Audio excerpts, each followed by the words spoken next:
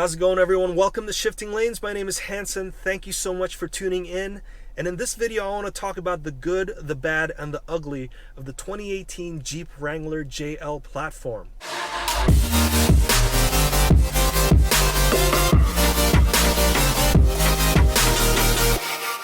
This one specifically is the Rubicon. This is the top of the line. This is the off-road king. This thing is $50,000. It's packed to the brim with all the good stuff. This looks exactly like the one that you've seen in that commercial where the Rubicon basically just forded a river and crawled up this waterfall. And it is by far the best commercial that has ever been filmed and aired on TV. And there's a couple of reasons why I love that commercial so much. Because one, it just showcased what the Rubicon can do. And two, in an age where everyone just talks about performance figures, what they can do, and all the awards they've won, it's really refreshing to see a car company just take their car and just drive through a river. It's the automotive equivalent of speak softly and carry a big stick. So let's start off with the good. The good is that this Wrangler has been brought to 2018 expectations. This is going to be a Jeep that you'll be proud to own as you go into the 2020s. This new Wrangler is the last Jeep model to get modernized, so if you're a Wrangler fan, then you might have felt slighted over the past couple of years because the Cherokee, the Compass, the Grand Cherokee have all gotten facelifted, new platforms, and they all look very good, very modern, while the Wrangler just sat kind of stale, and it's been like that for the past 10 years. I'm here to tell you that with the 2018 JL model, everything has changed, and it's changed for the better. When it comes to the exterior, it's a little bit less boxy, but it's a lot more aerodynamic.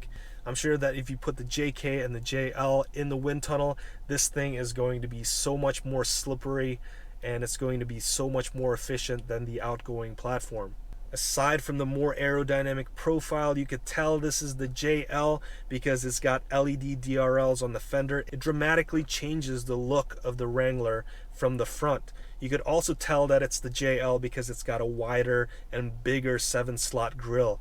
It no longer has the Jeep word on there, and to be honest, if you're looking at 7-slot grills and 2 round headlights, you know what car you're looking at. I'm sorry, you know what vehicle you're looking at. You're looking at the Jeep Wrangler. So it's good that that Jeep word is no longer there, because now that grille could just be a little bit bigger, be a little bit more aggressive. And if you look at the hood, you also see these vents. Unfortunately, they're fake, but they look aggressive as hell. And if you look around the side, you also see these brake ducts. Fortunately, that's functional, so it should reduce some of the engine heat soak issues that the JKs have been running into. Now, when you go into the interior, it's got this upgraded Uconnect system. It's the 7-inch Uconnect system. It looks good. It's a high-definition screen. The screen sort of feels like your modern-day phones. It's got a capacitive touchscreen, and it's surrounded by this rubbery texture, which should give you a lot of friction so you could reliably navigate through without your hands slipping all over the place. Also, this thing's got great seats. It doesn't have super thick bolstering for taking the corners, but then again, this is a Wrangler, so you're not taking this on any sort of road courses or anything like that. This is a supportive seat that you need for long road trips, and also when you're rock crawling, it's not going to get in the way of you just looking around. The other cool thing about the interior is that the knobs and dials, they don't look like they're from some FCA parts bin anymore. It looks like they've been specifically built for this Wrangler. The gauge cluster looks great. This has been brought up to 2018 expectations. No longer should you expect poor quality, cheap looking parts and big panel gaps. But especially if you're paying this much money for a Wrangler, then you should really expect high quality. And if you look at the interior of the dash, this kind of reminds me of the new Ram trucks. And also, one of my favorite features about this car is that this thing has dedicated heated seats and heated steering wheel buttons. I know that's like a very minor thing, but I've sat in a lot of these FCA cars and they've decided to embed all of those controls deep into the infotainment system, so you have to toggle through several menu screens just to change the heated seats and heated steering wheel.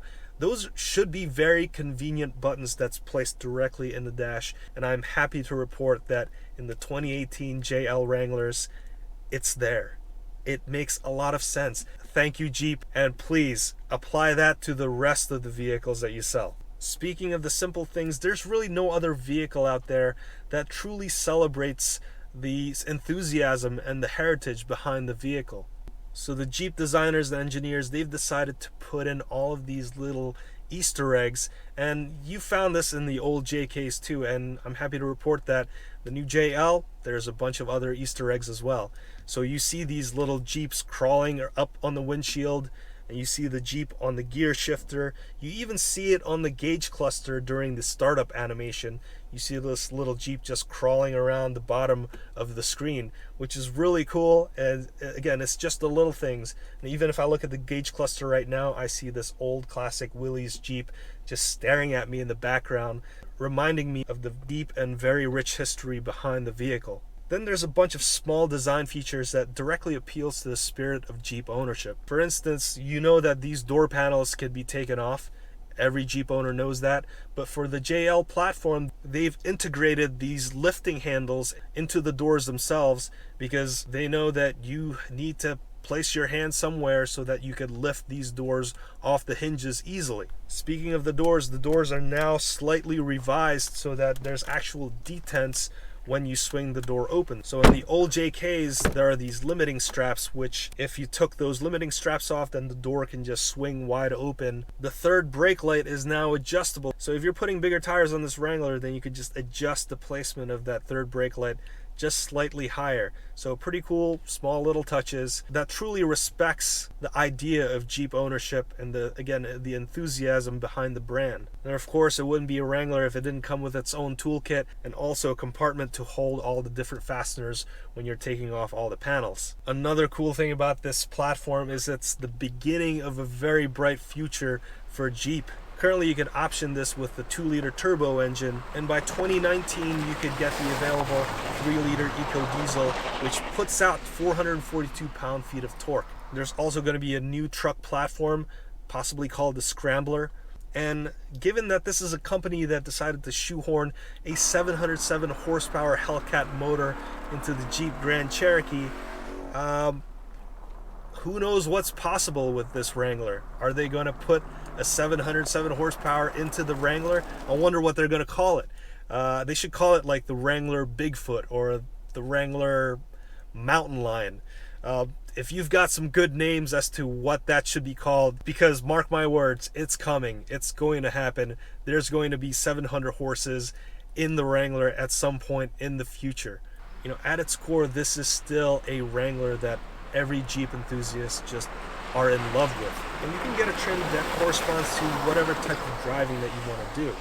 Base Wranglers get the Command Track 4x4 system, which features a 2-speed transfer case and brake lock differential. Now that's not the best type of differential because you're going to be burning up your brakes when you're trying to transfer torque from the left and right sides, but that type of system is more straightforward and it's going to fulfill like almost all of your needs, except if you're going rock crawling or doing more of the hardcore off-roading stuff. If you're a more serious off-roader, then you should definitely get the Rubicon because it's got a beefier 4x4 system. It's got the Rock Track system, which gives you a heavier duty transfer case and a 4-to-1 low gear ratio. All of that means that you could have a crawl ratio that's 84-to-1. That is a ton of mechanical advantage. And if you couple that with the diesel that's coming out, that's just gobs of torque that you're going to be sending to all 4 wheels. The Rubicon, you also get these massive 33-inch tires. You'll get the sway bar disconnect, so you can have better flex and articulation. You also get front and rear true lock locking differentials. Again, this is beefier. These are mechanical lockers that will lock the left and right sides of the axles and make sure that you could get out of a jam and climb all those massive hills, massive rocks. And if you do happen to slam against some of those rocks, then the Rubicon comes equipped with the rock rails, and you'll find that everywhere underneath there's a bunch of skid plates to protect all of those necessary off-roading equipment. Alright, let's start talking about the bad of the JL Wrangler. Now this is the part of the video where all the Jeep enthusiasts are probably going to tune off, or they're just going to sharpen their pitchforks. So for this portion, I'm primarily talking to the non-Wrangler owners out there, just in case they're thinking about getting into the Wrangler lifestyle. Because if they compare this Wrangler to other cars, then they're going to find that this Jeep falls very short on a lot of different metrics. Why is that? Because it's a freaking Wrangler. It's a terrible car by car standards. It's a terrible truck by truck standards. Seriously, if you don't like any of these things, then you should consider buying an SUV. If you don't do any sort of off-roading, then buy something that everyone else buys. So why is this a terrible car by car standards? First of all, this is a relatively heavy car. It's 4,000 to 4,400 pounds depending on the equipment, and it's got terrible gas mileage. The V6 already has terrible efficiency. Despite it being an improved version of the V6, it still has about 18 city and 23 highway. It produces V8 mileage numbers without all the V8 performance. If you want fast, sporty, and efficient, you should really shop elsewhere. You need to look for an SUV or just a traditional car.